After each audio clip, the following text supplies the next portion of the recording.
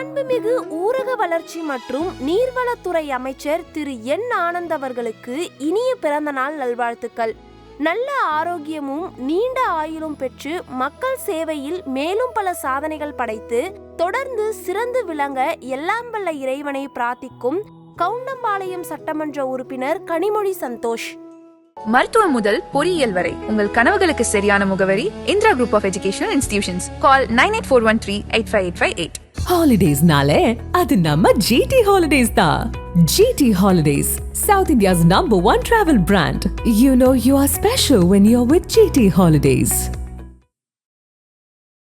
தெரிஞ்சவங்க தெரியாதவங்க நான் பார்க்கணும். சீனாத்தையும் குறிப்பிடுறாரா, இல்ல செங்கோட்டையனையும் குறிப்பிடுறாரா, இல்ல புஷியை குறிப்பிடுறாராங்கிற குறிப்பா இன்னொரு விஷயத்த சொல்றாரு. ரீல்ஸ் மூலம் தாவேகாவின் அமைச்சர்களாக இருக்கட்டும், எம்எல்ஏக்களாக இருக்கட்டும், இவர்களால பாதிப்பு ஏற்படுதுங்கிறத பதிவு செய்யறாரு. அந்த விமர்சனங்களை பாக்குறாருங்கிறத நான் உளவுத்துறை தாண்டி ஜெயலலிதா அவர்கள் இப்படி ஒரு டீம் ஃபார்ம் பண்ணாங்க. கட்சிக்குள்ளே அதிமுகவுல மாவட்ட செயலாளர் இருப்பாரு, பொருளாளர் இருப்பாருங்க, எல்லாம் இருப்பாங்க. ஆனா அந்த 5 பேர்ல ஒரு ஆளு பிளாக் ஆடா இருக்கும். ஜெயலலிதா அவர்களுடைய ஆட்சி அந்த ஒரு கருப்பு ஆடு எல்லா தகவலையும் சொல்லிடுவாங்க. உளவுத்துறையின் மூலமாக திமுக இந்த 26ல ஆட்சியை இழந்திருக்காங்க. இன்றைக்கு விஜய் அவர்கள் என்ன பண்றாரு அப்படின்னா, உளவுத்துறை கொடுக்கக்கூடிய எல்லா ரிப்போர்ட்டையும் A to Z பாக்குறாருங்கிறது. திமுகவை எதிர்த்து விமர்சனங்கள் வரும்போது அது என்னன்னு கூட விசாரிக்காத நிலைமை தான் இன்றைக்கு இந்த அளவுக்கு திமுகவை ஓரம் கட்டிருக்கு. அப்ப இந்த தப்பை தாவேகா செய்யக்கூடாதுங்கிறதுங்கிற மாண்புமிகு முதல்வர் கிளீன் கவர்மெண்ட் அப்படின்றத தொடர்ச்சியா முன் வச்சு பதிவு செய்யறாங்க. அவர் மீது லஞ்சம் வாங்கினாரு, அவர் ஒரு விளக்க வீடியோவும் கொடுத்தாரு. ஆனா அந்த விளக்க வீடியோங்களை சாட்டிஸ்ஃபைடு இல்ல, ஏன்னா குற்றமாளிங்கிறத தாவேகா கண்டுபிடிச்சு முதல்வருக்கு அது பிடிக்கல. அப்படிங்கிறப்ப சரி கட்சியில இருந்து நிக்கிட்டு இன்றைக்கு புழல் சிறையில இருக்காரு. இது மாற்றம் தானே. பழனி இஷ்யூவை கையில் எடுத்து முழு காரணமும் அமைச்சர் ரமேஷ் அவர்கள் தான் அப்படின்ற பொழுது ஒரு அமைச்சரே குற்றம் அவர் மீது வைக்கப்படுது. அந்த அமைச்சரையே முதலமைச்சரோட மீட்டிங்லாம் முடிச்சுட்டு முதலமைச்சரை பார்த்துட்டு பத்திரிகையாளர் சந்திப்புல என்னுடைய உறவினர் இல்ல, ஒரு 2 அமைச்சர்கள் விளக்கம் கொடுக்கும்போது அவர் எப்படி குற்றவாளியாக இருந்தார்? பொன்மாணிக்கவேல்னு ஒரு அதிகாரி இருந்தார். எவ்வளவு குற்றச்சாட்டுகளை எவ்வளவு வழக்குகளை அவர் பதிவு செஞ்சார் தெரியுமா? அறநிலையத்துறை மேல கணக்கில் இல்லாதது. சில அதிகாரிகளுக்கே கடவுளுடைய அந்த பக்தி உள்ளவர்களுக்கு சில மனக்குமரல்கள் இருக்கும். ஐயோ இந்த தவறுகள் நடக்குது, இது எப்படி நம்ம தட்டி கேட்கிறோம், இந்த மாதிரி விஷயங்கள்லாம் இருக்கும்ல, அதெல்லாம் கொண்டு கொட்டிட்டாங்க ரமேஷ். 2 மாதங்களாக ரமேஷ் அவர்கள் பழைய ஃபைல்களை நிறைய தொடர்ந்து எடுக்கிறாரு. கார் பார்க்கிங் விஷயமாக இருக்கட்டும், திருச்செந்தூர் சம்பவமான விஷயங்களை வெளிப்படையா சொல்லிட்டாரு. குற்றவாளினா யாரை பேஸ் பண்ணுவாங்கன்னா சேகர் பாபு மட்டும்தான். ஏன்னா அவர் தான் அந்த துறையோட அமைச்சர். அப்ப சேகர் பாபுவை தூக்க வேண்டிய காரணத்துல தாவேகா வருது. அப்ப இது எங்கேயாவது ஒரு இடத்துல நம்ம ஸ்டேபிள் பண்ணணும். சென்னைக்கு திமுகவுடைய அந்த பலம்ங்கிறது குறைஞ்சிரும். ஆல்ரெடி குறைஞ்சிருச்சு, ஆனா இன்னும் குறைஞ்சிருங்கிற ஒரு அச்சம் இருக்கு. ஏன்னா சேகர் பாபுவின் மீதே திமுகவுடைய நிர்வாகிகளே புகார் கொடுத்திருக்காங்க. தேர்தல் தோல்விக்கான காரணம் என்னங்கிறத ரேலியில கொண்டு வந்தாங்க சேகர் பாபு மேல. இப்ப பேசக்கூடிய பத்திரிகைகளை சந்திக்கக்கூடிய பரந்தாமனே சேகர் பாபு மேல பழிய கொளத்தூர்ல வாக்களிக்கலன்னா அந்த மக்களை நன்றி கெட்டவர்கள் விமர்சிக்கக்கூடிய தலைவர்கள் நாளைக்கு அந்த மக்கள் எப்படி ஓட்டு கேட்க போகுது? ஆதன் சிந்தனைகள் அனைவருக்கும் ஒரு பெரிய வணக்கம். இன்னைக்கு நம்ம கூட பத்திரிகையாளர் யாசர் இணைஞ்சிருக்காங்க. வழக்கம் போல நிறைய விஷயங்கள் பேச போறோம். பிரதர் வணக்கம். வணக்கம் முரளி, எப்படி இருக்கீங்க? நலம். சிறப்பு. தாவேகா சார்ந்த நிறைய கேள்விகள் என்கிட்ட இருக்கு. நான் இங்கிருந்து தொடங்கிடுறேன். நேற்று நடந்த அந்த அமைச்சரவை கூட்டம், அதை நீங்க எப்படி பாக்குறீங்க? முதல்வர் அவர்கள் பேசின விஷயங்கள், ஏன்னா இத்தனை வருஷமா பயணிச்ச ஆட்கள்கிட்ட எம்எல்ஏவா பார்த்தது, அமைச்சரா பார்க்கறது ஒரு மாதிரி பெருமிதமா இருந்தாலுமே கூட, நான் என்னோட விஷயம் வரும்பொழுது, மக்களுக்கு ஒண்ணுன்னு வரும்பொழுது யாரு என்னன்னு நான் பார்க்க மாட்டேன் அப்படின்றது ரொம்ப ஸ்ட்ரிக்டா இருக்கிறதா எப்படி பார்க்கலாம்? அதுல 2 விஷயத்த அவர் பதிவு செய்யறாரு. ஒண்ணு தெரிஞ்சவங்க தெரியாதவங்கன்னு நான் பார்க்க மாட்டேன். அது ஸ்ரீநாத்தையும் குறிப்பிடுறாரா, இல்ல செங்கோட்டையனையும் குறிப்பிடுறாரா, இல்ல புஷியை குறிப்பிடுறாராங்கிற பல கேள்விகள் இருக்குல்ல. இது வரவேற்க தகுந்த விஷயமா நம்ம பார்க்குறோம். ஏன்னா இப்போ கடந்த காலங்களில் திமுக அதிமுக இருக்கட்டும், அதிமுக சுத்தமாக இந்த மாதிரி டாக் எடுக்க மாட்டாங்க. உளவுத்துறையின் மூலமாக ஜெயலலிதா அவர்கள் பாய்ஸ் கார்டனில் கூப்பிட்டு வான் பண்ணுறதோடு இருந்துரும், வெளிப்படையாக செய்திகளாக வராது. திமுகவை பொறுத்த வரைக்கும் ரொம்ப இக்கட்டான சூழலில் ஏதாவது ஒரு சில மேடைகளில் பேச வேண்டிய கட்டாயம் இருந்தால் அதை பேசுவாங்க.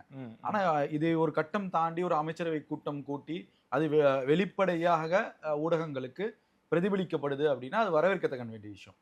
ஏன்னா ஒரு அமைச்சர்களை அவர் எச்சரிக்கிறாருங்கிறப்ப அது ரொம்ப நல்ல விஷயம், ஆரோக்கியமான விஷயம். அப்பதான் அமைச்சர்களுக்கும் ஒரு பயம் இருக்கும். அவர் குறிப்பா இன்னொரு விஷயத்த சொல்றாரு. ரீல்ஸ் மூலம் தாவேகாவின் அமைச்சர்களாக இருக்கட்டும், எம்எல்ஏக்களாக இருக்கட்டும், இவர்களால பாதிப்பு ஏற்படுதுங்கிறத பதிவு செய்யறாரு. அப்ப அந்த விமர்சனங்களை பார்க்கிறாருங்கிறது தானே அர்த்தம். முதல்வர் எங்க தவறு நடக்குது, அந்த தவறுகளை பார்க்கிறார், பார்த்து தான் எச்சரிக்கை கொடுக்கிறாருங்கிறத நம்ம பார்க்கணும். அப்போ எல்லா விமர்சனங்களையும் முதல்வர்கள் பார்க்கிறார். எல்லா தாவேக்காவுக்கு எதிராக வரக்கூடிய எல்லா குற்றங்களையும் பார்க்கிறார், முழுமையாக படிக்கிறாருங்கிறது இந்த ஒரு பாயிண்ட்ல இருந்து தெரியுது. அதே போல அமைச்சர்களின் மூலமாக எம்எல்ஏக்களுக்கும் அறிவுரை வழங்குங்கன்னு இன்னொரு விஷயத்தையும் பதிவு செய்யறாங்க. அப்போ அமைச்சர்களை மிரட்டினால் எம்எல்ஏக்கள் ஆட்டோமேட்டிக்காக அந்த வேலையை சரியா செய்வாங்க. அதை பண்ணாதப்பா, இதை பண்ணாதப்பா, ஏன் அங்க போற அப்படின்னு அமைச்சர் ஒரு வார்த்தை சொல்றாரு அப்படின்னா போதுமானது. அதே ஒரு மாற்றத்திற்கான ஒரு விஷயம். அப்ப அடிப்படையில இருந்து அந்த கிரவுண்ட் லெவல் ஒர்க்ல இருந்து விஜய் அவர்கள் சரி செய்யணுங்கிறதுல ரொம்ப முக்கியமா இருக்காரு. அப்ப நம்ம இன்னொரு விஷயங்கள்ல எப்படி பார்க்குறோம் அப்படின்னா, ஜெயலலிதா அவர்களுடைய பாணியை ஃபாலோ பண்றாருங்கிற ஒரு விமர்சனங்கள்லாம் கருத்துக்கள்லாம் சில ஊடகவியலாளர்கள்லாம் சொல்றாங்க. நான் அதையும் ஒரு படி போய் மேலதான் பார்க்கிறேன். ஏன்னா அவங்க எப்படி பண்ணுவாங்கன்னா ஒரு குழுக்களாக அமைப்பாங்க மாவட்டம் தோறுமாக. அதாவது அதிமுகவில் மாவட்ட தலைவர் இருப்பாரு, அதிமுகவில் மாவட்ட செயலாளர் இருப்பாரு, பொருளாளர் இருப்பாருங்க, எல்லாம் இருப்பாங்க. ஆனா அந்த 5 பேர்ல ஒரு ஆள் பிளாக் ஆடா இருக்கும். ஜெயலலிதா அவர்களுடைய ஆட்சியில அந்த ஒரு கருப்பு ஆடு எல்லா தகவலையும் சொல்லிடும். அம்மா இன்னைக்கு மாவட்ட தலைவர் இங்கே போனாரு, அம்மா இன்னைக்கு எம்எல்ஏ இது பேசினாரு, மாவட்ட தலைவரோட இந்த மாதிரி மீட்டிங்லாம் நடந்துச்சு, மாவட்ட தலைவர்கள் எம்எல்ஏக்கள் அதிகாரிகளோட இப்படி பேசினாங்க, ஐஏஎஸ் ஆஃபீஸரோட இந்த மாதிரி நிகழ்வுகள், இந்த மாதிரி ஒரு டீம் வந்து அங்கே கொடுக்கும். ஆனா உளவுத்துறை தாண்டி ஜெயலலிதா அவர்கள் இப்படி ஒரு டீம் ஃபார்ம் பண்ணாங்க கட்சிக்குள்ளேயே, யாருக்குமே தெரியாது. அப்போ முரளி தான் அந்த பிளாக் ஷிப்பா இல்லை யாசர் தான் அந்த பிளாக் ஷிப்பாங்கிறது நமக்குள்ளே ஒரு கன்ஃபியூஷனாக இருக்கும். ஸோ இதுதான் ஜெயலலிதாவுடைய ஸ்டைலாக இருந்துச்சு. இது பெருமளவுல நிறைய பேர் ஊடகத்தில் பேச மாட்டாங்க.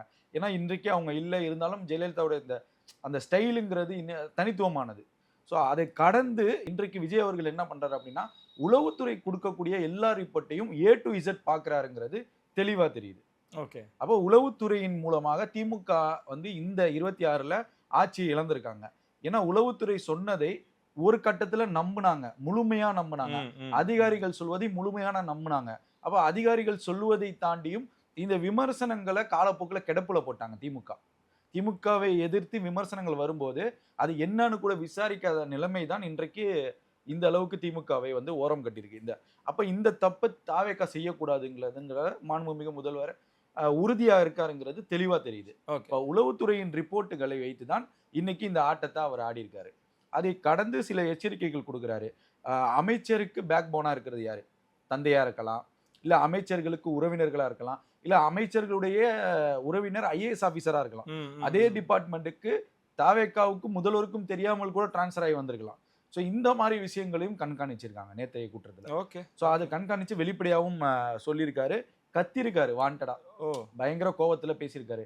இனிமே இந்த மாதிரி தப்பு வந்துச்சுன்னா நான் அமைச்சர்களை தூக்கக்கூடிய வேலையை தவிர எனக்கு வேற வழி தெரியல, அதனால உங்களுக்கு கொடுத்த பதவியை நீங்க பாதுகாச்சுக்கோங்க, தக்க வச்சுக்கோங்க. சமரசமே இல்லை, அதுல ஒரு முடிவா இருக்காரு. அது ஆரோக்கியமான அரசியல். அதாவது தங்களுடைய கட்சி ஆட்சிக்கு வந்திருக்கு, இந்த 2 வருட காலத்திற்குள்ள ஒரு பெரிய மாஸ் மேஜிக் காமிச்சிருக்காங்க. அப்படிங்கிறப்ப அந்த கட்சி எந்த எல்லைக்கும் தக்க வைத்துவதற்காக எந்த எல்லைக்கும் போவதற்கு தயாராக இருக்கணும். அதுல நிர்வாகிகளும் உடன்படணுங்கிறதுல மாற்று கருத்து கிடையாது. இல்லைன்னா நீங்க இந்த ஒரு தேர்தலோட ஆஃப் ஆகி இருக்கிற மாதிரி தான் இருக்கும். இப்போ அடுத்த தேர்தலில் மீண்டும் திமுகவோ அதிமுகவுக்கு வந்துச்சுன்னா அப்புறம் என்ன லாபம் இருக்கு? ஸோ இந்த ஒரு கேள்வி இருக்குல்ல, இந்த கேள்வியை தான் விஜய் அவர்களும் வைத்திருப்பார். அப்போ அதுக்கு ஏற்ற மாதிரி தான் இவங்க எல்லாருமே செயல்படணுங்கிற ஒரு கட்டளையை கொடுத்துட்டாரு. அப்போ இதுல இருந்து என்ன தெரியுது அப்படின்னா, 7-8 அமைச்சர்கள் மாற போவதாக ஜூனியர் விகடன் போன்ற பல பத்திரிகைகள்ல பேசப்படுது. இது ஆல்ரெடி டிசைட் பண்ணது தான். ஓகே. ஆல்ரெடி எப்போ டிசைட் பண்றாங்க அப்படின்னா, அவசர கால கட்டத்துல வந்து ஆட்சி அமைக்கிறதுக்கும் பல நெருக்கடிகள் தாவேக்காவுக்கு வருது. அந்த பீரியட்ல யாருமே எக்ஸ்பெக்ட் பண்ணாதது. அதாவது அமைச்சர்கள் யாருங்கிறது எந்த ஊடகத்துக்காவது தெரியுமா? யாருக்குமே தெரியாது. என்ன பொறுப்பு அன்றைக்கு காலையில தான் தெரியுது. அந்த அமைச்சர் பதவி ஏற்கிறதுக்கு அந்த காலையில மட்டும்தான் அந்த செய்தி தெரியுது. ஆனா அதற்கு முன்பே சில பட்டியல் வந்து வெளியாச்சு ஊடகங்கள்ல. அதுல முஸ்தபா போன்ற பல நிர்வாகிகள் இருந்தாங்க. ஆனா அவங்களாம் அமைச்சராக இருக்கல. அப்போ ஒரு சீக்ரெட்டை வந்து மெயின்டைன் பண்றாங்க தாவேக்கா.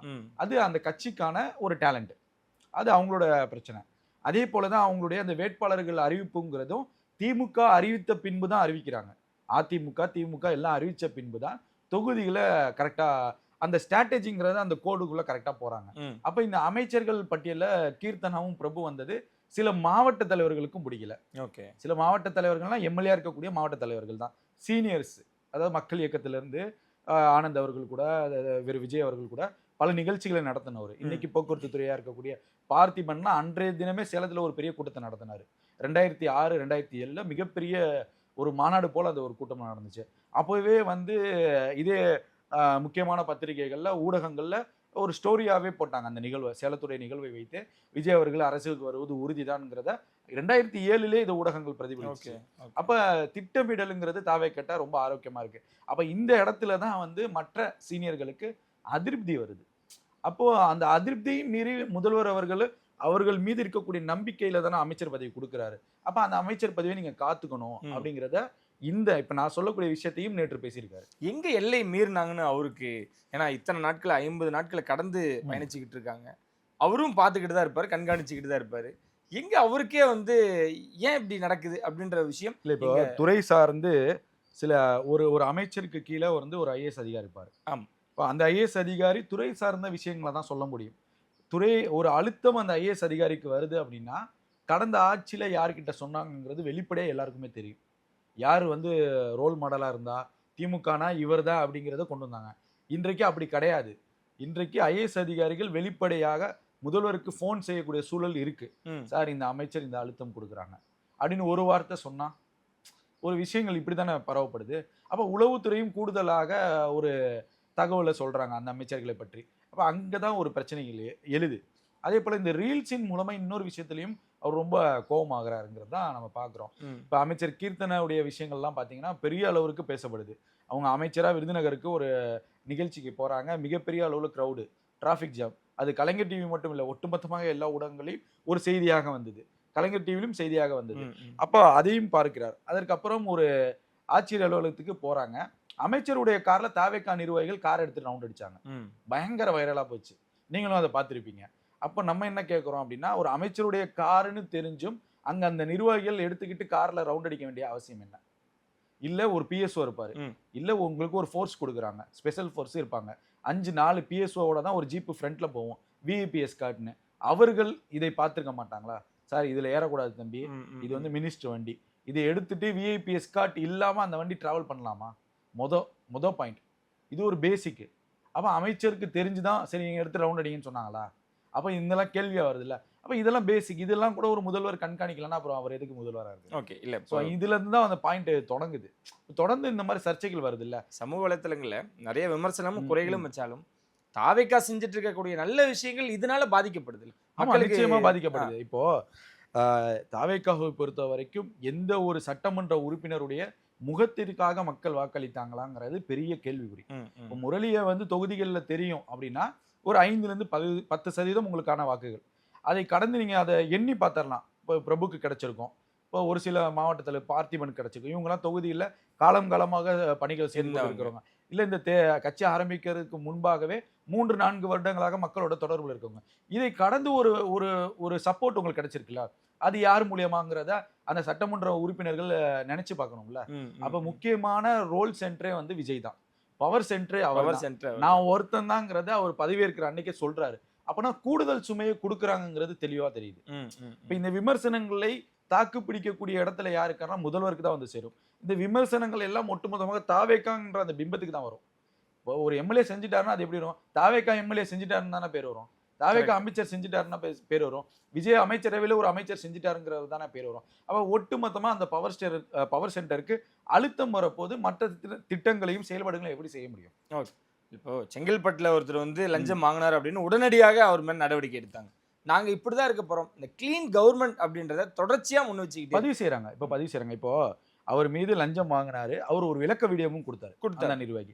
ஆனா அந்த விளக்க வீடியோங்களே சாட்டிஸ்ஃபைடு இல்லை. ஏன்னா குற்றமாளிங்கிறத தாவேகா கண்டுபிடிச்சிருச்சு, முதல்வருக்கு அது பிடிக்கல. அப்படிங்கிறப்ப சரி கட்சியிலேருந்து நிக்கிட்டீங்க, எஃப்ஐஆர் போட வேண்டிய அவசியம் என்ன இருக்கு? எஃப்ஐஆர் போட்டு அரெஸ்டும் பண்ணிட்டாங்க, இன்றைக்கு புழல் சிறையில் இருக்காரு.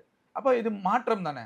அப்ப ஒரு பெரிய இப்போ மற்ற நிர்வாகிகள் இந்த நிகழ்வுகளை கை வைப்பாங்களா? ஐயோ நம்ம செஞ்சிடலாமா, இல்லை டெண்டரில் கை வைக்கலாமா, இல்லை பிளாட்ஃபார்ம் கடையில் ஏதாவது வைக்கலாமா, ஏதாவது ஒரு கார்பரேஷனில் கை வைக்கலாமா, அந்த மாதிரி எண்ணங்கள் வருமா? இப்போ கட்சி பதவியும் போயிடுச்சு. இப்போ அவர் வெளியே வந்து என்ன பண்ணுவார்? கட்சியில் சேர்த்துக்குவாங்களா? ஒரு எஃப்ஐஆரோட சுத்தணும். ஆளுங்கட்சியுடைய நிர்வாகிகள் மீது எஃப்ஐஆருங்கிறப்ப வரவேற்கத்தக்கண்டது. திமுக ஆட்சியில் எங்கேயாவது யாருக்காவது போட்டிருக்காங்களா? அதிமுக ஆட்சியில் யாருக்காவது? அதிமுக ஆட்சியில் குற்றம் நடக்கும், மாற்றப்படுவார்கள், அவ்வளவுதான். அடிப்படை உறுப்பினர் தூக்குவாங்க, அவ்வளவுதான். எஃப்ஐஆருங்கிற ஒன்று நடக்காது. அப்போ எஃப்ஐஆருங்கிற ஒரு விஷயத்தை பதிவு செஞ்சு அவர் குற்றவாளி தான் மக்கள் முன்னாடி ஊடகங்களுக்கு வெளியே வருது அப்படின்னா ஒரு பெரிய மாற்றம். இப்படிதான் டிரான்ஸ்பரண்ட் கவர்மெண்ட் இருக்கணும். அதுக்கு எடுத்துக்காட்டாக தான் முதல்வருடைய செயல்பாடுகள் இருக்குங்கிறத நம்ம பார்க்குறோம். அதில் மாற்று கருத்து கிடையாது. என்ன நெருக்கடிகள் அப்படின்னு பார்க்குறோம் அப்படின்னா, அமைச்சர்கள் மீது பொது வெளியில் வைக்கக்கூடிய விமர்சனங்கள், குறிப்பாக பழனி இஷ்யூவை கையில் எடுத்துக்கிட்டு முழு காரணமும் வந்து அமைச்சர் ரமேஷ் அவர்கள் தான் அப்படின்ற பொழுது, ஒரு யங்ஸ்டர், ஒரு பெரிய துறை, பெரிய வேலைகள் இருக்கக்கூடிய ஒரு துறையுமே கூட எடுத்துக்கலாம். எல்லாரோட பார்வையும் அது மேலே தான் இருக்குது. இன்னும் 2-3 துறையும் இருக்குது. அதில் முக்கியமான ஒரு துறை எதுவுமே கூட. ஏன் அந்த அந்த இப்படியே சொல்லலாம், அந்த பையனுக்கு ஏன் இவ்வளோ அழுத்தம், ஏன் இப்போ கொடுக்கணும்? ஒரு ஒரு 3 மாதங்கள், ஏன்னா அதை ஸ்டடி பண்ணவே 3 மாதம் ஆகுன்றாங்க. அது உண்மைத்தன்மை என்ன ஏதுன்னு இல்லாமல் இப்போ எல்லாருமே போர்ப்பிடி வந்து பல கோணங்களை நம்ம பார்க்குறோம். ரமேஷ் அவர்களே நானே ஒரு 10-15 பேட்டி எடுத்திருக்கேன். ஒரு ஆரம்ப காலகட்டத்தில் நானே வந்து நிறைய பேட்டிகள் எடுத்திருக்கேன். அப்போ நிறையா கேள்விகள்லாம் முன் வச்சு நல்ல பழக்க வழக்கத்தில் இருக்கக்கூடிய ஒரு நபர் தான். என்னை விட வயதில் சின்ன பையன் தான் அவர், அதில் மாற்றுக்கிறது கிடையாது. அப்போது அவருடைய பணிகளுங்கிறது அந்த வெள்ளிக்கிழமை வரைக்கும் அவர் பணி செஞ்சுட்டு தான் சனிக்கிழமை வந்து ஆனால் நான் பேட்டி கொடுக்க வரலாமான்னு கேட்டுட்டு தான் வரக்கூடிய நபர். அப்படி இருக்கும்போது அவருடைய அந்த வறுமை நிலைங்கிறது நமக்கு வெளிப்படையாக நிறைய விஷயங்கள் ஷேர் பண்ணியிருக்காரு. அது இப்போ நம்ம சொல்ல முடியாது, ஏன்னா இப்போ அவர் அமைச்சர். அப்படிங்கிறப்ப அமைச்சருடைய அந்த பதவி வழங்கப்பட்ட உடனே அமைச்சர் மீது ஒரு விமர்சனம் வைக்கப்படுது. அவருடைய சமூகத்தை குறித்து ஒரு விமர்சனம் வைக்கணும். முதல்ல அந்த விஷயத்தை நம்ம ஒரு சமூகத்தை வைத்து ஒரு நபர் மீது குற்றச்சாட்டு வைப்பதுங்கிறது ஏற்புடையது அல்ல.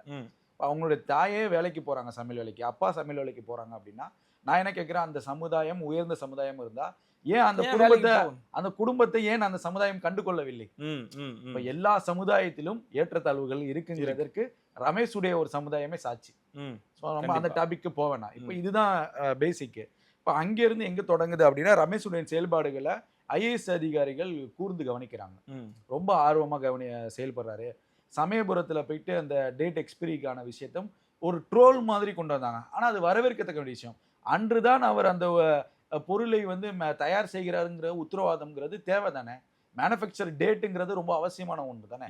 அப்போ அதை கேட்பதில் அதில் என்ன ட்ரோல் பண்ண வேண்டிய விஷயம் இருக்கு?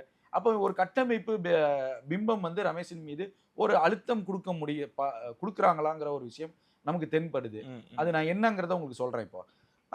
இப்போ அந்த ஸ்டார்டிங்லேருந்து இந்த இது வரைக்கும் நம்ம பார்த்தோம் அப்படின்னா, திட்டமிட்டு சில விஷயங்களை எதிர்க்கட்சிகள் செய்யுதா ரமேஷ் மீது அப்படிங்கிற ஒரு கேள்வி இருக்கு. ஒரு அமைச்சரே குற்றம் அவர் மீது வைக்கப்படுது.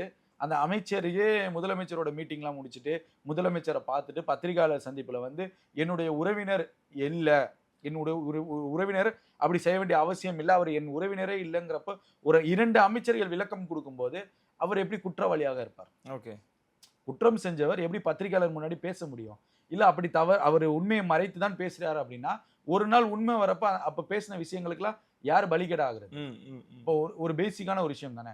ஒரு அமைச்சரே வந்து தப்பு இருந்தா நடவடிக்கை எடுங்கிறப்ப ஒரு விஷயத்தை பதிவு செய்யறாரு. ஒரு பெரிய சம்பவம் நடந்திருக்கு, எதிர்கட்சிகள் சூழ்ச்சி செய்யறாங்கிற ஒரு விஷயத்தை பதிவு செய்யறாரு. அப்ப குற்றம் சாட்டப்பட்ட ஒரு நபர் எப்படி பத்திரிகையாளர் முன்னாடி வந்து நிப்பாரு? எப்படி நிக்க முடியும்? குறி வைக்க என்ன காரணமா இருக்கும்? இல்ல அதுதான் சொல்ல வரேன், கேளுங்க.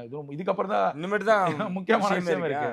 அவர் என்ன சொன்னாருன்னா, ஐஏஎஸ் வட்டாரங்கள்ல பேசக்கூடிய விஷயம், அதிகாரிகள் மத்தியில கடந்த 21 to 25 வரைக்கும் இந்திய அறநிலையத்துறை யார் கண்ட்ரோல்ல இருந்தது? சேகர் பாபு என்ற ஒரு மனிதர். அவரை பற்றி நிறைய செய்திகள் நம்ம பார்த்துட்டு இருக்கோம். நேற்றைய தினம் வரைக்கும் இந்த நொடி வரைக்கும் அன்புமணி அவர்கள் புகழ்ந்து பேசக்கூடிய விஷயங்கள்லாம் நம்ம பார்க்கிறோம். அப்பேற்பட்ட சேகர் பாபு என்னென்ன செஞ்சிருக்காரு? பொன்மாணிக்கவேல்னு ஒரு அதிகாரி இருந்தார். எவ்வளவு குற்றச்சாட்டுகளை எவ்வளவு வழக்குகளை அவர் பதிவு செஞ்சார் தெரியுமா? அறநிலையத்துறை மேல கணக்கில் இல்லாதது அவ்வளவு விஷயங்களும் குற்றச்சாட்டுகளை வைக்கிறாரு. இது ஒரு கோணம். சில அதிகாரிகளுக்கே, கடவுளுடைய அந்த பக்தி உள்ளவர்களுக்கே சில மனக்குமரல்கள் இருக்கும். ஐயோ இந்த தவறுகள் நடக்குதே, இது எப்படி நம்ம தட்டி கேட்கிறோம், இந்த மாதிரி விஷயங்கள்லாம் இருக்கும்ல, அதெல்லாம் கொண்டு வந்து கொட்டிட்டாங்க ரமேஷ் கிட்ட. ஓகே, ஸோ இதுதான் பேசிக்கு. அப்போ ரமேஷ் அவர்கள் இதை பழைய ஃபைல்களை நோன்றாருன்னா யார் சிக்குவார்? அப்போ ஒரு அச்சம் வருகிறது. அப்போ இங்கே ஏதாவது நம்ம ஒன்று பண்ணி ஆகணும் அப்படிங்கிற ஒரு விஷயத்தில் எதிர்கட்சிகள் நடப்பதாக தகவல்கள் வெளியாகுது. இப்போ இதுதான் பேசிக்கு. அப்போ இந்த 2 மாதங்களாக ரமேஷ் அவர்கள் பழைய ஃபைல்களை நிறையா சுரண்டி எடுக்கிறாரு. அந்த கார் பார்க்கிங் விஷயமாக இருக்கட்டும், திருச்செந்தூர் சம்பவமான விஷயங்களை வெளிப்படையாக சொல்லிட்டாரு. இப்போ நிறைய விஷயங்களை அவர் ஆய்வு செய்து அந்த குற்றவாளிகளை வந்து வெளியே கொண்டு வரணுங்கிறதுல மும்முரமா இருக்காரு. அப்ப குற்றவாளினா யாரை பேஸ் பண்ணுவாங்கன்னா சேகர் பாபுவை மட்டும்தான். ஓகே, ஏன்னா அவர் தான் அந்த துறையோட அமைச்சர். அப்ப சேகர் பாபுவை தூக்க வேண்டிய காரணத்துல தாவேகா வருது. அப்ப இது எங்கேயாவது ஒரு இடத்துல நம்ம ஸ்டேபிள் பண்ணணும், இல்லைன்னா அது பெரிய அளவுல வந்துடும். இப்போ ஒரு அமைச்சர்களாக சிக்கி கொண்டு இருக்கிறார்கள். அப்போ அடுத்து சேகர் பாபு என்றால் சென்னைக்கு திமுகவுடைய அந்த பலம்ங்கிறது குறைஞ்சிரும். ஆல்ரெடி குறைஞ்சிருச்சு, ஆனா இன்னும் குறைஞ்சிருங்கிற ஒரு அச்சம் இருக்கு. ஏன்னா சேகர் பாபுவின் மீதே திமுகவுடைய நிர்வாகிகளே புகார் கொடுத்திருக்காங்க. தேர்தல் தோல்விக்கான காரணம் என்னங்கிறத டிராலியில கொண்டு வந்தாங்க சேகர்பாபு மேல. இப்ப பேசக்கூடிய பத்திரிகையாளர் சந்திக்கக்கூடிய பரந்தாமனே சேகர்பாபு மேல பழிய போட்டாரு. அப்ப இவ்வளவு பிரச்சனைகள் இருக்கும்போது சேகர்பாபு அந்த துறை எப்படி இருந்திருக்கும்? சொந்த கட்சிக்காரனே குறை சொல்லும் போது அந்த துறை எந்த அளவிற்கு இருந்திருக்கும், பாதிப்பு அடைஞ்சிருக்கும். அப்போ ஒட்டுமொத்தமாக எல்லா ஃபைல்களும் விசாரிக்கும் போது சில அதிகாரிகள், யாரு, சேகர்பாபுக்கு நெருக்கமான சில அதிகாரிகளும் தகவல்களை திமுகவின் பக்கம் ஷேர் செய்யறாங்க. ஓகே, கருப்பாடுகள் இன்னும் அரசு துறையில இருக்கு. இல்ல அதுதான் அவங்களுக்கு அது தவிர்க்க முடியாது. அது ஏதாவது ஒரு அதிமுகவோ திமுகவோ அந்த அரசாங்கத்தால் அவர்கள் ஏதாவது ஒரு பிரதிபலனை அடைஞ்சிருப்பாங்க. அதனுடைய ஒரு உதவியாக இதை கூட இருக்கலாம். ஸோ சில அதிகாரிகள் இப்படிதான் இருப்பாங்க, அதை மாற்ற முடியாது. அவர்களாக தன்னெழுச்சியாக மாறினால்தான் உண்டு. ஒட்டுமொத்தமாக சிஸ்டம் சேஞ்ச் ஆகுறப்பதான் அவருடைய மாற்றமும் நம்ம பார்க்க முடியும். அப்போ இந்த சூழல் வருது. அப்போ அந்த நேரத்துல தான் வந்து இந்த வழக்கும் வருது. இதுல உச்சநீதிமன்றம் சில விஷயங்களை பதிவு செய்யுது. அதாவது வந்து தக்கருங்கிற ஒரு நபர் இருக்காரு, கோவில் நிலத்துடைய ஒரு முக்கிய பங்குதாரர். அவர் இந்த வழக்குல இல்லாத மாதிரி செட்டிங் செஞ்சு இந்த பத்திரப்பதிவு துறையை, அதாவது ஒரு லேண்ட் ரிஜிஸ்டர் பண்றோம் அப்படின்னா அந்த லேண்ட் வந்து ரிஜிஸ்டர் பண்ணக்கூடாதுன்னு சொல்லி சில இடைக்கால மனுக்களை போடுவாங்க. சரி, இந்த மனு என்ன ஆகும் அப்படின்னா, இப்போ நீங்க யாசரோட இடம் முரளி வாங்குறாரு அப்படின்னா, இப்போ அவர் சகோதரக்காரு அப்படின்னா அவர் வந்து ஒரு கேஸ் கொடுத்துருப்பாரு. எங்கன்னா லோக்கல் பத்திரப்பதிவு ஆய்வாளருக்கும் மாவட்ட பத்திரப்பதிவு ஆய்வாளருக்கும் ஒரு கேஸ் கொடுப்பாரு. இந்த பட்டா என்ன, இந்த சர்வே என்ன, இது இந்த வழக்கு கோர்ட்ல நிலுவையில் இருக்கு, இது நீங்க எப்பயுமே ரிஜிஸ்டர் பண்ணக்கூடாதுன்னு ஒரு வழக்கை போடுறாரு, ஒரு புகாரை கொடுக்குறாரு, மனுவை கொடுக்குறாரு. இப்போ அந்த மனுங்கிறது 2025 நடக்குது. ஓகே, அப்போ 25 டிராப் செய்யப்படுது. 25 இரண்டாவது முறையாகவும் அது டிராப் செய்யப்படுது. ஏன்னா உங்களுக்கு ஒரு தடை இருக்கு, அந்த தடையை சரி பண்ணிட்டு வாங்கன்ட்டு. அப்ப அந்த தடையை என்ன பண்றாங்க, கோர்ட் மூலியமா போறாங்க. அப்போ கோவில்ல ஒரு பங்குதாரர் இருப்பதை கோர்ட்ல மறைச்சு ஒரு பொய்யான ஆர்டரை வாங்கியிருக்காங்க. ஸோ இதுதான் நடந்திருக்கு. அந்த பொய்யான ஆர்டரை வைத்து இந்த, அதாவது இந்து அறநிலையத்துறையில இருந்த ஒரு அதிகாரி சென்னைக்கு டிரான்ஸ்ஃபர் செய்யப்படுகிறார். அந்த அதிகாரி இல்லாத போது இந்த ரிஜிஸ்டர் ஆனாலும் வேலை நடக்குது. ஓகே, அப்ப இது திட்டமிட்டு நடத்தக்கூடிய ஒரு செயலாக இருக்கிறதுங்கிறதா தாவேகா தரப்புல இருந்து சொல்லப்படுது. ஓகே, இப்ப அதற்கு ஏத்த மாதிரிதான் நேற்றைய தினம் உச்சநீதிமன்றம் மதுரை அமர்வு நீதிமன்றம் என்ன சொல்லுது அப்படின்னா, திண்டுக்கல், அதாவது கொடைக்கானலை சேர்ந்த ஒரு பத்திரப்பதிவு அலுவலர் தான் அதை பண்ணியிருக்காரு. அவர் மீது நீங்க கைது நடவடிக்கை பண்ணாதீங்க, மற்ற திண்டுக்கல் மாவட்டத்துடைய பத்திரப்பதிவாளரை சஸ்பெண்ட் பண்ணிட்டாங்க. இப்போ ஒட்டுமொத்தமாக அந்த ஹோல் டீமே சஸ்பெண்ட் பண்றாங்க. அப்போ இது வரவேற்கத்தக்க வேண்டிய விஷயம். தவறு இருக்கிறனால தானே அதிகாரிகள் நீக்கப்படுகிறார்கள். அப்ப ரமேஷ் மீது தவறு இருந்தா அவரை மனுதாரர்ல சேர்த்திருக்கலாமே இந்த வழக்குல, ஏன் சேர்க்கல? கண்டிப்பா. ஆனா இப்போ தாவேகாக்கு மிகப்பெரிய சவாலா இருக்கக்கூடியது எதிர்க்கட்சிகள் மாதிரி கூட தெரியல, உள்ள இருக்கக்கூடிய அதிகாரிகளா, மிகப்பெரிய அதிகாரிகளும் அது இருக்கும். அது வந்து அது எப்படி அவங்க ஃபேஸ் பண்ண போறாங்க? அது பண்ணிக்கிட்டு தான் இருக்காங்க. அது முழுமையாக அவங்களோட கட்டுப்பாட்டுக்குள்ள இல்ல. அதை எப்படி நம்ம ஃபேஸ் பண்ண போறோம்னா, இப்போ முதல்வர் சொன்னார் பாத்தீங்களா, லஞ்சம் யார் வாங்கினாலும் நீங்க புகார் கொடுக்கலாம், வாட்ஸ்அப் என்ன கொடுத்துருக்காங்க. இப்போ நேற்றைய தினம் அமைச்சர்களுக்கு ஒரு எச்சரிக்கை கொடுத்துருக்காரு. அப்போ இன்னொரு கட்டுரை ஒரு செய்தி நிறுவனத்தில் வருது. ஒரு அமைச்சர்களுக்கும் ஒரு குழுக்களை மறைமுகமாக விஜய் அவர்கள் அமைச்சிருக்காரு. ஒரு அமைச்சருடைய செயல்பாடுகள் எப்படி இருக்கு, அவர் அந்த சட்டமன்ற தொகுதிகளில் எப்படி இருக்காரு, மக்களோட எப்படின்ற. இவர்கள் வந்து காவல்துறை கிடையாது, அதிகாரிகள் கிடையாது, அரசு ஊழியர்களே கிடையாது. கட்சியிலிருந்து நேரடியாக நியமிக்கப்பட்ட ஒரு ஆட்கள் மறைமுகமாக ஜெயலலிதா செய்த பாணியை விட இன்னும் கொஞ்சம் எக்ஸ்ட்ரீம் லெவல்ல செய்யறாங்க. ஓகே, இப்போ அமைச்சருடைய தந்தை இன்வால்வ் ஆகுறாரு அப்படின்னா அந்த தந்தைக்கும் ஒரு குழுவை போடுறாரு. அவர் யாரோட தொடர்புல இருக்காரு, என்ன தொடர்புல இருக்காரு அப்படிங்கிறப்ப அப்ப அந்த பேசிக்கை சரி செய்யும் போது இந்த அதிகாரிகளுக்கே ஆட்டோமேட்டிக்காக ஒரு அச்சம் வந்துடும். நீங்க ஐஏஎஸ் ஆபீசர்களை வந்து குற்றம் சாட்டலாம், ஆனா அவர்களை பணியிலிருந்து நீக்குவதற்கு எந்த அரசுக்கும் அதிகாரம் இல்லை. ஏன்னா அவங்க இந்திய குடியுரிமை ஆட்சி பணியிலிருந்து வந்தவர்கள். அவங்க எப்பனாலும் டிரான்ஸ்ஃபர் ஆகலாம், சஸ்பெண்ட் ஆகலாம், இதுதான் செய்ய முடியும். செகண்ட் கேட்டகரி அதிகாரிகளை வேலையை விட்டு தூக்குவதற்கு முழு அதிகாரம் தமிழ்நாடு அரசு இருக்கு. இப்போ டிஎஸ்பி லெவல் இருந்தா தூக்கலாம், ஒன்றும் பிரச்சனை கிடையாது. அப்போ நம்ம கமர்ஷியல் டேக்ஸ் இன்ஸ்பெக்டர், டிஆர்ஓ இந்த லெவல் இருக்கிறவங்கள தமிழ்நாடு அரசே தவறு செஞ்சா தூக்கலாம். அப்போ இந்த பேசிக்கை தான் முதல்ல கை வைப்பாங்க. இந்த இரண்டாம் கட்ட அதிகாரிகள் தவறு செஞ்சா அவர்களுக்கான நடவடிக்கைகளை அவங்க செய்ய ஐஏஎஸ் அதிகாரிகளுக்கும் அந்த அச்சம் வந்துடும். இப்போ இவ்வளோ விஷயங்கள் நடந்த இந்த 50 நாட்கள் எப்படி இருக்கு அப்படின்னா 5 வருஷம் அப்படின்றத தொடர்ந்து முன் வச்சிட்டு இருக்காங்க. இன்னமும் அந்த 6 மாசம் 1 வருஷத்துக்குள்ளார ஆட்சி கவிழ்ந்துரும்னு நினைக்கிறவங்களுக்கு, சொல்லிக்கிட்டு இருக்கிறவங்களுக்கு உங்களோட பதில் என்னவா? இல்லை, இப்போ நான் என்ன சொல்றேன்னா, இது சரியான பாதையில தாவேகா போகுது. கொஞ்சம் அது அவங்களுக்கு சரியில்லை. அதுதான் சரியான பாதையில போகுது. இப்போ சமீபத்தில் வந்து இந்த பேரம் பேசக்கூடிய வழக்குகள் பலவிதமான பிரச்சனைகளை வருது. செந்தில் பாலாஜிக்காக ஆஜரான என்ஆர் இளங்கோ வழக்கறிஞர் பல விஷயங்களை அதை பதிவு செய்கிறாரு, அந்த மனுக்கள்லேயே போறாரு. ஏன் முன்ஜாமீன் வேணுங்கிற அவருடைய ஆர்குமெண்ட்ல வைக்கிறாரு. செல்போன் அழைப்புகளை வைத்துதான் விசாரணை வளையத்திற்குள்ள அசோக்கும் செந்தில் பாலாஜியும் வராங்கிறத இவர் நீதிபதி முன்னாடி வாதிக்கிறார். யாரு? என்ஆர் இளங்கோ வாதிக்கிறார். அதே போல அவர் சொன்ன இன்னொரு பாயிண்ட்ல சம்பந்தப்பட்ட குற்றவாளியும் குற்றவாளியாக சித்தரிக்கப்படக்கூடிய அசோக்கும் ஒரே நாள் ஈரோட்டில் இருந்தனர். இப்ப இந்த வாதத்தை நீங்க எப்படி எடுத்துக்குவீங்க? செல்போன் அழைப்புகள் மூலமாக தான் இந்த குற்றம் சாட்டப்படுகிறீங்க. அப்ப குற்றவாளிக்கும் அசோக்குக்கும் ஒரே நாளில் ஈரோட்டில் இருந்தாருன்னு அந்த பாயிண்ட சொல்றதும் என்ஆர் இளங்கோ தான். அப்ப இதுல இருந்து ஒரு பேசிக்கா நம்ம எப்படி எடுத்துக்க முடியும்? அப்ப அதற்கு தான் அவங்க இடைக்கால ஜாமீன் ஒன்று கொடுக்குறாங்க, நிபந்தனை ஜாமீன் கொடுக்குறாங்க. காலையிலயும் மாலையிலயும் வாங்கிட்டு அப்ப நான் காலையிலயும் மாலையிலயும் வரமாட்டேன்னு சொல்லி ஒரு லெட்டரை வந்து செந்தில் பாலாஜி கொடுக்குறாரு. எஃப்ஐஆர்ல அவர் பேர் இல்லைங்கிற ஒரு வாதத்தை வைக்கிறாரு. இப்ப அதற்கான விசாரணைகள் தான் நிறைய போய்கிட்டு இருக்கு. அதன் ஒருபடியாக தான் புதிய தலைமுறையில் இருக்கக்கூடிய ஒரு செய்தியாளரை விசாரணை வளையத்திற்குள்ள கொண்டு வந்திருக்காங்க. ஸோ இப்போ ஒட்டுமொத்தமாக ஒரு வேலையை செஞ்சுட்டு இருக்காங்க. அப்போ இந்த திமுகவுடைய தலைவர் ஸ்டாலின் அவர்கள் எல்லா மேடைகள்லையுமே திமுக தொண்டர்களை தயாராக இருங்கள், எந்த நேரத்திலையும் ஆட்சி வரும், தேர்தல் வருங்கிற ஒரு விஷயத்தை பதிவு செய்யறாரு. இந்த நொடி வரைக்கும் அதிமுகவுடைய பொதுச் செயலாளர் எடப்பாடி பழனிசாமி நான் முதல்வர், திமுக ஆதரவுங்கிற இந்த செய்தி பொய்யான செய்தின்னு ஏதாவது ஒரு இடத்துல இது வரைக்கும் சொல்லியிருக்காரா? இல்ல. ஒட்டுமொத்தமா கூட இருக்கிறவங்க எல்லாருமே சொல்லிட்டாங்க. திமுக அதிமுக கூட சண்முகம் சொல்லிட்டாரு, எல்லாமே சொல்லிட்டாங்க. திமுக இருந்த கூட்டணி கட்சிகள் எல்லாருமே உளறிட்டாங்க. ஒரு படி மேல ஐஎம்எல் தலைவர் ஒரு தொலைக்காட்சிக்கு தனியார் தொலைக்காட்சிக்கு பேட்டி கொடுக்கும் போது முழுமையான விவரத்தையும் சொல்லி முடிச்சாரு. அப்ப இவ்வளவு குற்றச்சாட்டுகள் இருந்தும் மீண்டும் மீண்டும் நீங்க அந்த விஷயத்தை ஏன் பதிவு செய்யணும் அப்படிங்கிற ஒரு கேள்வி வருது. அப்ப மக்களுடைய மனநிலையை அவங்க கவனிக்கலையா? கொளத்தூர்ல வாக்களிக்கலன்னா அந்த மக்களை வந்து நன்றி கெட்டவர்கள்னு விமர்சிக்கக்கூடிய இந்த தலைவர்கள் நாளைக்கு அந்த மக்கள்கிட்ட எப்படி ஓட்டு கேட்க போவீங்க? திமுக கொளத்தூர்ல ஸ்டாலின் நிக்கல, ஆனா திமுக வேட்பாளர் ஒருத்தர் நிப்பார்ல, அவர்கிட்ட போய் நீங்க எப்படி ஓட்டு கேட்க போறீங்க? அந்த மக்கள் விளக்கமாறு எடுத்துட்டு வந்து அடிக்க மாட்டாங்களா? எங்களை நன்றி கேட்டவன்னு சொல்லிட்டு நீ எப்பரா ஓட்டு கேட்க வரன்ட்டு? அப்ப இவ்வளவு விமர்சனங்கள் இருக்குல்ல, மக்களை ஒரு பொருட்டாக நினைக்கணுங்கிறது நம்மளுடைய கருத்து. மக்களை நீங்க மக்களை வந்து மக்களாவே மதிக்கல அப்படின்னா புரட்சிகள் வெடிக்கும். அந்த புரட்சிகளை எந்த ராணுவமே நினைத்தாலும் தடுக்க முடியாது. அதற்கான சாட்சி தான் ஜல்லிக்கட்டு போராட்டம். அப்ப இப்படி ஒரு சூழல் இருக்கு. அப்ப நீங்க மக்களை மதிக்காம ஒரு ஸ்டாண்டை நீங்க சொல்றீங்கல்ல, இன்னும் தமிழ்நாடு எங்களோடது தான், இந்த தமிழ்நாடுடைய அரசு எங்களோடதுதாங்கிறது அந்த வாதத்தை மக்கள் எப்படி ஏத்துக்குவாங்க? ஜென்ரலா ரோட்ல போடக்கூடிய டீ கடையில அரசியல் பேசுறாங்க. ஸ்டாலின் இப்படி சொல்றாருன்னா டீ கடையிலே பல அரசியல்கள் அந்த மக்கள் பேசுறாங்க. இப்ப அந்த மக்கள்கிட்ட வந்து நீங்க எப்படி அந்த உங்களுடைய நெரேட்டிவை செட் பண்றீங்க? அப்போ மக்களை வந்து கேவலமானவங்களா? மக்களை வந்து நீங்க அவர்கள் தான் வாக்களித்து கொண்டு வந்தாங்க.